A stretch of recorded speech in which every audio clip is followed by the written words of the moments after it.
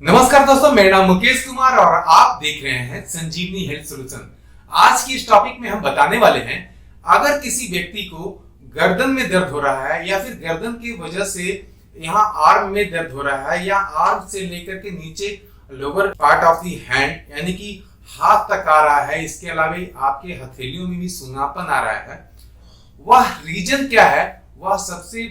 जो main reason है यह दर्द होने का, वह है हमारा सर्वाइकल का प्रॉब्लम होना।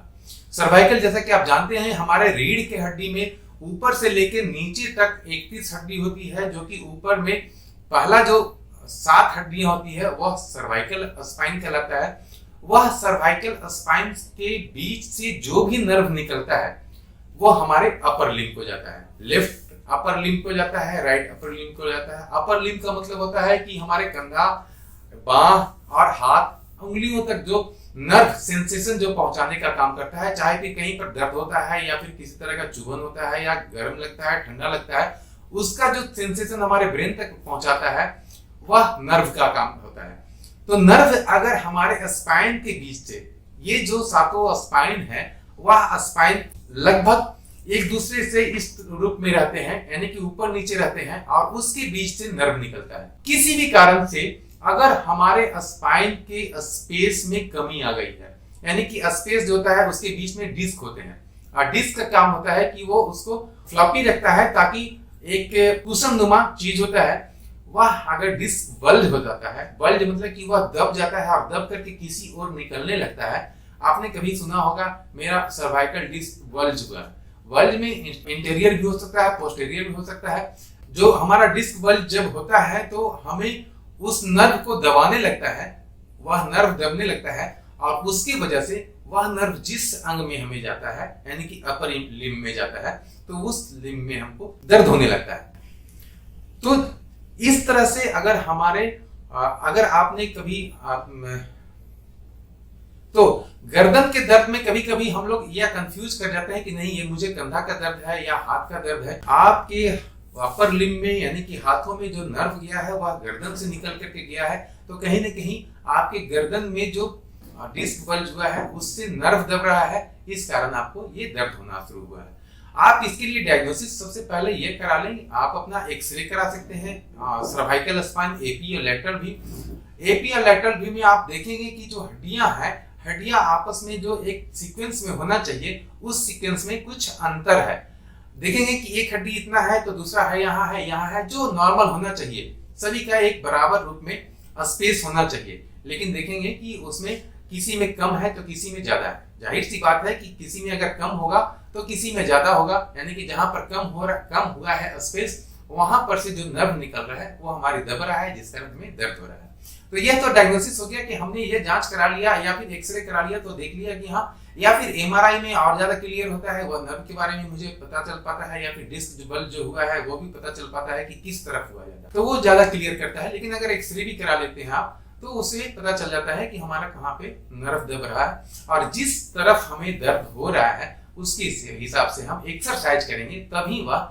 ठीक हो सकेगा। क्योंकि आप जानते हैं कि स्पाइन का कोई भी प्रॉब्लम अगर होता है, अगर इंजर्ड नहीं हुआ है, तो कहने का मतलब किसी भी तरह का एक्सीडेंटल चोट नहीं लगी है, तो बाहरी चोट नहीं लगी है, तो एकमात्र उपाय जो है वह है एक्सरसाइज। उसी से हम अपने स्पाइन के प्रॉब्लम को ठीक कर सकते हैं, हड्डियों के प्रॉब्लम को ठीक कर सकते हैं। गर्दन के एक्सरसाइज में सबसे पहले जो हमारा एक्सरसाइज होना चाहिए वह सबसे पहले ये होना चाहिए कि हम उस एरिया के नर्व को स्ट्रेच दें मतलब कि खिंचाव पैदा करें। वह कैसे होगा? सपोज करें कि हमें लेफ्ट हैंड में आर्म तक, हमें गर्दन से लेकर के आर्म तक हमें दर्द होता है, तो हम क्या करेंगे कि हम जैसे कुर्सी पर बैठे हैं या फिर किसी बेड पर बैठे हैं, इसके नीचे जो पल्ला होता है उसको हम आराम से पकड़ लेंगे। उसके बाद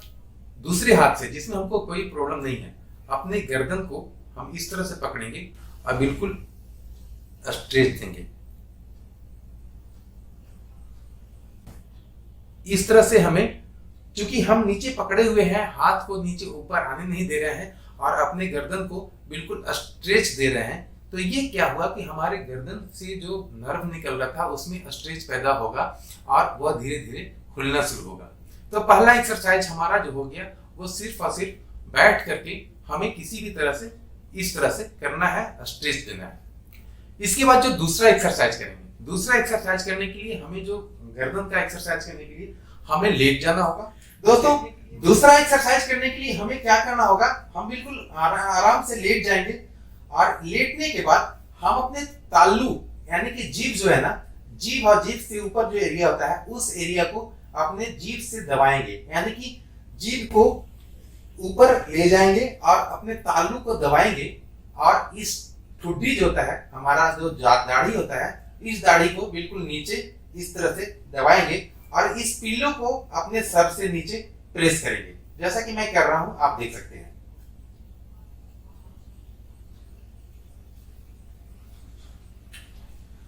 एक हो गया। इसी तरह से हमें कम से कम 20 से 25 रिपीटेशन करना है। इससे क्या होगा कि हमारा जो C6 और C7 है या C5 है, इसके बीच में अगर किसी भी तरह का गैप में कमी हुई है और नर्व दब रहा है तो यह खुलेगा इस एक्सरसाइज के करने से। तीसरा एक्सरसाइज इसमें करने के लिए हमें क्या करना है कि अपने दोनों हाथों को अपने सर के पीछे कर लेना है, सर के पीछे कर लेंगे और उसके बाद सपोज करें कि हमें इसमें क्या होता है कि जब आपका दर्द होना शुरू होता है तो कभी कभी आप देखेंगे कि इस तरफ से दर्द हुआ, उसके बाद आपके अपर चेस्ट यानी कि अपर छाती में भी थोड़ा सा नमनेस चाहे फिर दर्द होना वहां पर भी स्टार्ट हो जाता है। तो हमें यह करना पड़ेगा कि इस चीज को भी हमें स्ट्रेच देना पड़ेगा। मैं जिस सीक्वेंस में बता रहा हूं आप इस तरह से करेंगे तो मुश्किल से 4 से 5 दिनों में अपने गर्दन के दर्द और हाथ में होने वाले दर्द को 100% ठीक कर सकते हैं। और यहाँ तक अगर वीडियो में आप आ चुके हैं तो आप चैनल को सब्सक्राइब जरूर कर लें, क्योंकि ऐसी छोटी छोटी एक्सरसाइज मैं हमेशा बताते रहता हूँ, तो इसलिए लाइक करना बिल्कुल ना भूलें। हाँ तो दोस्तों हम लोग आ रहे हैं कि अब हमें तीसरा एक्सरसाइज क्या करना है। सपोज करें कि हमारा लेफ्ट साइड में दर्द होता है और छाती के ऊपर वाले भाग में भी दर्द होता है, आर्म में भी दर्द होता है और नीचे वाले एरिया में भी दर्द होता है, वह भी गर्दन की वजह से। तो हम दोस्तों इसमें तीसरा एक्सरसाइज करने के लिए हमें दोनों अपने हाथों को नीचे दबा लेना है, अपने सर के बल सर के नीचे हाथ रख लेना है और दबा लेना है और अपने पैरों को एक दूसरे पैर पे, सपोज करें अभी मुझे अगर बायां हाथ में दर्द हो रहा है गर्दन की वजह से, तो मैं इसलिए इस तरफ दाहिने तरफ से स्ट्रेच करूंगा, इस छाती वाले एरिया को स्ट्रेच देंगे, तभी यहाँ पर से नर्व हमारा खुलने में मदद करेगा। हालांकि जब मैं इधर ले जाऊंगा तो मेरा हाथ ये उठ सकता है, इसलिए मैं किसी भी अपने फैमिली के किसी एक मेंबर को मैं कहूंगा ये हाथ को नीचे दबा के रखें ताकि ये हाथ उठ ना पाए। आप अपने हाथों से इसे दबा के रखेंगे और इस तरह से तीसरा एक्सरसाइज करने के लिए मुझे बिल्कुल अपने इस एरिया को, सर को भी इधर घुमाएंगे और अपने पूरे बॉडी को बिल्कुल राइट साइड में ले जाएंगे ताकि हमारे इस एरिया में स्ट्रेच पड़े। आप देखेंगे कि इस एरिया में स्ट्रेच पड़ेगा तो यहाँ पर भी जो दर्द हो रहा था उसमें भी कमना शुरू हो जाना चाहिए। या तीसरा एक्सरसाइज भी मुझे कम से कम 10 से 15 रिपीटेशन करना पड़ेगा। अगर घर में है तो आप 2 बार भी कर सकते हैं, सुबह और शाम में भी कर सकते हैं। ऐसा जरूरी नहीं है कि खाली पेट करना है या खाने के बाद करना है, किसी भी समय अगर टाइम मिलता है तो सुबह में एक बार कर लें और एक बार शाम में कर लें, तो आपको 3 से 5 दिन के अंदर आपको गर्दन का दर्द और ये होने वाले हाथ के दर्द से छुटकारा मिल जाएगा। दोस्तों इसमें चौथा जो एक्सरसाइज है वह भी बहुत महत्वपूर्ण है, क्योंकि हमें अगर अपने गर्दन के दर्द को और हाथ के दर्द को ठीक करना है तो जिस सीक्वेंस में मैं बता रहा हूं उस सीक्वेंस में आप करेंगे तो 100% ठीक होगा। इसको एक्सरसाइज को करने के लिए जिस हाथ में दर्द है उस हाथ को मैं इस तरह से दीवार की तरफ रखूंगा। ये हमारा जो पंजा है ये बिल्कुल नीचे रहेगा, अपने हाथ का पंजा। सपोज करें कभी कभी किसी व्यक्ति को बहुत ज्यादा दर्द होता है तो वह इतना हाथ नहीं कर सकते तो नीचे भी कर सकते हैं। स्टार्टिंग करेंगे यहाँ से, लेकिन जहां तक अगर आपका हाथ पहुंच जाता है इजली वे में, जहां पर पहुंचता है अपने हाथ को बिल्कुल नीचे रखेंगे और उसके बाद अपने बॉडी को, इसको मैं प्रेस करूंगा, अपने बॉडी को अपोजिट ले जाऊंगा। आप देखेंगे कि हमारे इस हाथ में भी और इस गर्दन में भी हमारे नर्व में बहुत ही स्ट्रेच आएगा। जहां तक मुझे दर्द नहीं होगा वहां तक मैं इसको स्ट्रेच करूंगा, अपने बॉडी को पूरा इस तरह से करूंगा। बहुत ज्यादा अगर दर्द होने लगेगा तो मैं वहां पर रोक दूंगा, फिर से धीरे धीरे मैं करूंगा, फिर रोक दूंगा। इस तरह से हमें कम से कम, आप नीचे से स्टार्ट कर सकते हैं और इसको अपने कंधे के बराबर तक हाथ ला करके यहाँ तक आप खत्म कर सकते हैं। और इस एक्सरसाइज को भी 4 से 5 दिन ही करना है, यानी कि चारों एक्सरसाइज जो मैंने बताया है, यह चारों एक्सरसाइज अगर आप 4 से 5 दिन कर लेते हैं तो आप गर्दन के दर्द को और गर्दन से शुरू होकर के हाथ में आने वाले दर्द को हमेशा के लिए ठीक कर सकते हैं घर बैठे।